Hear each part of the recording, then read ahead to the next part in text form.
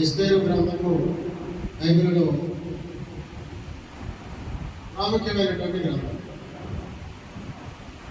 ఇందులో 10 అధ్యాయాలు ఉంటాయి, 166 వచనాలు ఉంటాయి.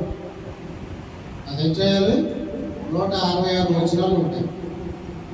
టోటల్ బైబిల్ గ్రంథంలో 66 పుస్తకాలు ఉంటాయి. 66 పుస్తకాలు ఉంటాయి. 1189 అధ్యాయాలు ఉంటాయి. 31,135 వచనాలు ఉంటాయి. 31,135 వచనాలు ఉంటాయి. 5 లక్షల పైగా పదాలు ఉంటాయి. అది ఈ ఎస్తేరు గ్రంథంలో 10 అధ్యాయాలు, 166 వచనాలు. ఇప్పుడు ఎస్తేరు గ్రంథంలో మన భారతదేశం గురించి రాయబడింది. హిందూ దేశంలో